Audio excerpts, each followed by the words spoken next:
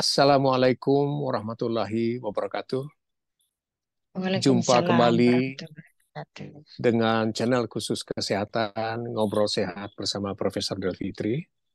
Sahabat sehat sekalian, pada usia yang tua, ya, mungkin di atas 50 atau di atas 40, eh, terjadi proses penuaan dari seluruh jaringan tubuh kita yang kita sebut dengan proses degenerasi atau penuaan dari organ tubuh kita, yaitu pendengaran kita. Makin tua kita, ya pendengaran kita makin menurun gitu ya. Nah, ini sangat individual. Ada yang lebih cepat datangnya, ada yang lebih lambat. Ada di kampung-kampung sana orang tua 70 tahun, 80 tahun masih bagus pendengarannya. Tapi ada juga kawan-kawan kita di kota ya, umur 40 sudah mulai berkurang pendengarannya. Kita akan membahas mengenai gangguan pendengaran pada orang tua. Pada kesempatan ini sudah hadir bersama kita pakarnya ya mengenai neurologi ya, sahabat saya, sejawat saya, Profesor Nyilo. Assalamualaikum, Prof.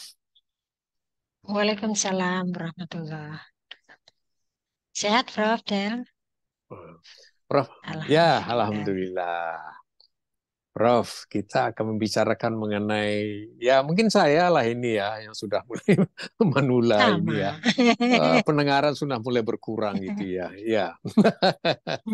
Dan ini terjadi pada semua orang ya secara umum, walaupun ada yang lebih cepat, ada lebih lambat. Ini sebetulnya apa yang terjadi nih, Prof? Kok bisa lama-lama makin menurun pendengarannya? Apa yang terjadi nih, Prof? Silakan, Prof. Ya, eh, kita tahu bahwa gangguan pendengaran itu sebetulnya bisa terjadi di segala usia, Prof. Hmm. Mulai bayi lahir, kemudian anak-anak sering flu, Hmm. batuk, pilek, ya. Hmm. Bisa terjadi komplikasi lama-lama kalau tidak segera diatasi akan Hmm. menjadi gangguan Ya. pendengaran yang bersifat permanen. Hmm. Kemudian sudah besar dikit, lalu sering mendengarkan headset ya. Sekarang ini kan banyak yang ini ya, pakai online Hmm. ya, kemudian mendengar musik berjam-jam lamanya ya, sehingga pengaruh suara bising ya kalau tidak disadari itu akan bisa mengganggu pendengaran kita ya yang disebut sebagai gangguan pendengaran akibat bising. Nah, kemudian setelah bertambah usia ini ya, alhamdulillah ini ya diberikan usia yang panjang, yang barokah ya Prof ya, amin. Nah, itu eh, ya ada konsekuensinya Prof, yaitu salah satunya Hmm. ada masalah pendengaran. Jadi sebetulnya untuk gangguan pendengaran pada usia lanjut atau yang disebut sebagai presbikusis ini menjadi fokus untuk penanganan, Prof, pada saat ini. Karena apa? Karena populasi di seluruh dunia ini pada usia lanjut ini makin meningkat, ya. Karena dengan perbaikan kesehatan, angka usia harapan hidup kan makin meningkat. Sehingga Iya. di kriteria WHO pun kalau di atas 60 itu masih dikatakan apa, Prof? Remaja ya, Prof ya. Jadi bukan usia lanjut lagi kriteria yang baru itu. Sehingga mungkin dipertimbangkan untuk usia apa namanya pensiun bahwa pada saat ini ya mungkin berbeda dengan eh, situasi yang dulu bahwa Ya. sekarang ini walaupun usia di atas 60, 70, 80 mungkin masih eh, sangat aktif ya dalam Hmm. kegiatan aktivitas sehari-hari. Ya. Jadi untuk itu maka komunikasi ini saya kira sangat-sangat penting Ya. ya untuk mempertahankan ya aspeknya salah satunya kognitif, psikososial dan sebagainya sehingga tetap produktif ya kita lihat di Ya. negara tetangga kita ya Singapura kemudian kita melihat waktu di airport itu yang bekerja kan banyak yang Hmm. lansia itu ya. Ya. Ya. Juga demikian di negara Cina dan sebagainya. Nah, nah di sini ada tantangan bahwa gangguan pendengaran pada usia lanjut ini apakah selalu terjadi? Nah, bisa cepat, bisa lambat, gitu. Tergantung banyak faktor, Prof. Ya. Hmm. Salah satunya yang cepat itu misalnya ada yang usia 40 itu sudah Ya. mengalami presbikusis yang disebut sebagai presbikusis precox ya. Jadi Hmm. terjadi lebih awal. Nah, hal ini salah satunya karena ada faktor genetik ya, Yo. faktor ya ada gangguan mutasi di pembawa Hmm. sifatnya itu sehingga terjadi lebih cepat gitu. Kemudian ada juga usia 80 itu tidak memerlukan alat bantu dengar. Masih bagus komunikasinya. Nah, ternyata ada faktor-faktor yang bisa mempercepat gangguan pendengaran tersebut. Selain faktor genetik ya. Makanya kalau gangguan pendengaran yang lainnya itu disebut sebagai fully preventable, Prof. Jadi bisa dicegah. Ya sekitar 60% lah itu bisa dicegah Ya. sebetulnya. Ya. Tapi kalau untuk yang presbikusis ini partly ya, jadi sebagian. Jadi untuk itu tetap kita mengupayakan jangan sampai cepat terjadi ya Iya. untuk gangguan pendengaran pada usia lanjut ini. Salah satunya adalah paparan bising, Prof.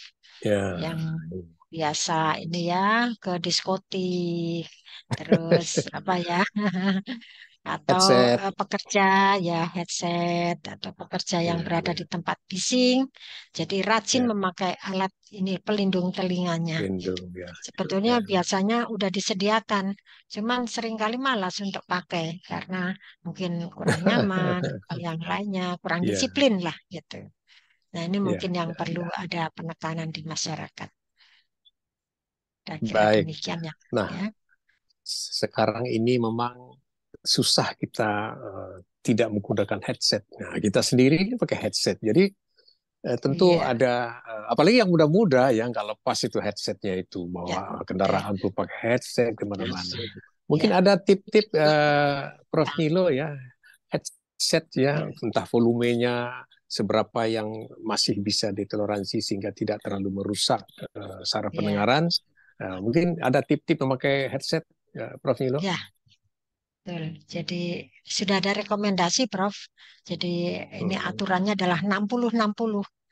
Jadi volumenya Hmm. 60%, ya, tidak Ya, lebih dari 60 menit. Ya, sebaiknya ya, istirahat ya. Karena di dalam ya, telinga bagian dalam itu ada unsur-unsur yang halus ya. Kemudian rentan bila kena getaran yang terus-menerus. Jadi ya, istilahnya mengalami kelelahan dan perlu istirahat. Yang terpenting itu ya, dipahami untuk mencegah itu. Jadi ini gaya hidup ini penting ya. sekali kalau untuk masalah gangguan pendengaran. Selain paparan bising juga mungkin makanan juga berpengaruh ya Prof ya. Nah, Anak makanan sekarang seperti ini apa ya. nih, Prof? Ya, silakan. Nah, makanan seperti apa ini? Ya, Iya, iya, silakan, ya. Prof. Jadi makanan yang banyak ini ya, tinggi lemak ya. Ya, Eh, yang biasanya yang enak-enak yang itu Prof. Tinggi lemak ini ya, gurih Iya, iya, ya, iya, iya, kemudian yang bisa ini ya berperan untuk timbulnya kolesterol ya, hiperkolesterolemia iya, ya. Itu pastinya akan bisa menumpuk di pembuluh darah sehingga iya, akibatnya kan kurang lancar ya sirkulasinya di telinga bagian dalam. Jadi perbanyak makan sayur, perbanyak makan buah, gitu ya Prof ya kira-kira. iya. Iya, sahabat sehat sekalian ya, yang muda-muda terutama ini ya, agar nanti kalian di usia-usia yang di atas 40 ya pendengarannya tetap terjaga, pola hidup, kemudian bising ini jadi perhatian kita. Sehingga sampai kita walaupun sudah pensiun tapi kan masih bisa beraktivitas ya dengan pendengaran yang lebih bagus. Jadi olahraga juga perlu Prof ya. Ya, betul. Pastinya ya, dengan Jadi olahraga ini akan ya, menjaga sirkulasi darah di dalam tubuh kita nah ya itu dia. tetap terjaga dengan baik ya. Iya. Rutin ya, Prof, tiap Baik hari. Anjurannya Prof, dari kalau sudah WHO kan terjadi nih, ya, oh ya, tiap hari ya. ya tiap Hmm. hari 30 menit ya. Tiap hari ya olahraganya ya. Iya, ya. tidak harus keras-keras Nah, ya, itu dia. tapi yang penting konsisten, Ya, rutin. konsisten ya. Ya, Rutin ya.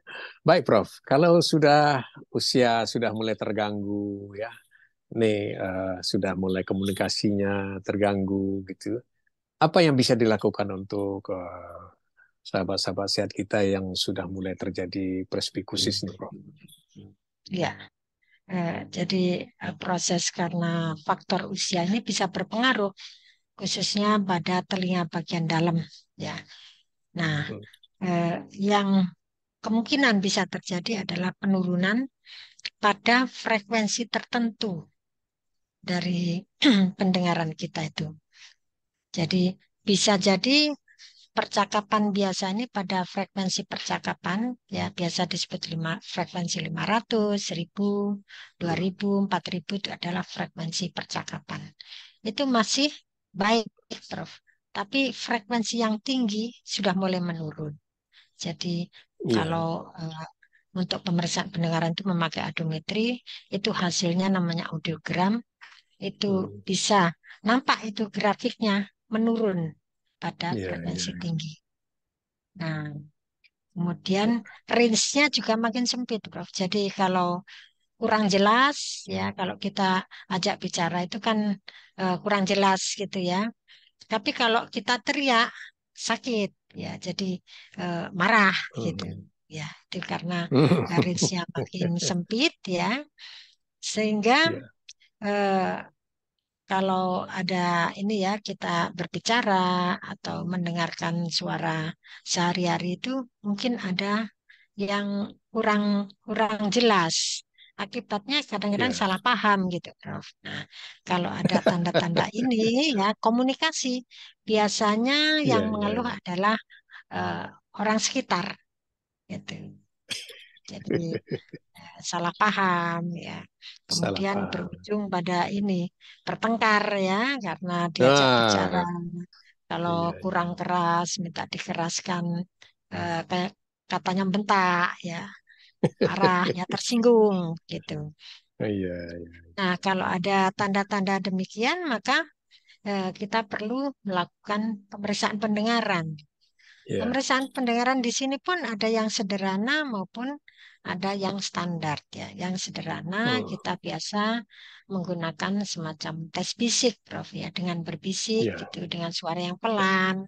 Kemudian eh, ditangkapnya ya kalau misalnya kurang jelas itu maka kemungkinan itu mengalami gangguan pendengaran. Jadi perlu dirujuk untuk tes pendengaran ya dengan audiometri. Nah, kalau memang nanti ada masalah gangguan pendengaran itu yang membutuhkan bantuan dengan alat, maka ya dipertimbangkan untuk pemasangan alat bantu dengar. Nah, iya, ini sangat penting sekali untuk menjaga kognitifnya, ini ya untuk otak kita, ya sehingga tetap bisa berfungsi dengan baik, berkembang dengan baik, ya. Itu tadi selain aspek psikososialnya. iya. Mungkin demikian, Prof.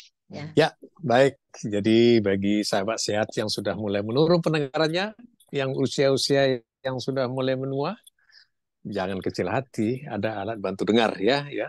Konsultasi kepada dokter yang terkait, ya tentu makin dokter senior THT gitu ya, Prof ya. akan ada. Ah, makin senior ya, ya. Ya. Pendengarannya bisa dibantu dengan alat bantu dengar. Dan bagi anak-anak muda, ya, para remaja, ini jangan terlalu lama-lama. Ya boleh pakai headset, tapi ingat rumus 60-60.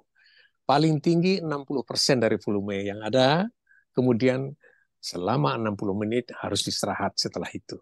Nah, ini menjaga supaya presbiskusis ini tidak lebih cepat datangnya gitu. Sehingga pada usia yang tua nanti pendengaran masih bagus sehingga masih bisa beraktivitas. Begitu ya Prof ya? Ya, kira-kira Oke. demikian. Ya, baik dan jangan lupa olahraga dan gizi yang betul ya, yang benar gitu ya. Kalau sudah mulai berumur ya tentu yang lemak-lemak itu dikurangin ya kalau bisa nggak ada ya supaya tidak memperburuk lagi kondisi pendengarannya. Iya. Baik, Prof. Nilo, terima kasih atas pencerahannya ya, sahabat sehat sekalian. Semoga perbincangan kita pada hari ini akan bisa bermanfaat, apakah untuk yang tua-tua, juga kepada yang muda-muda, agar di masa tuanya nanti pendengarannya masih bisa prima. Demikian saja, sampai jumpa di channel YouTube yang selanjutnya. Assalamualaikum warahmatullahi wabarakatuh.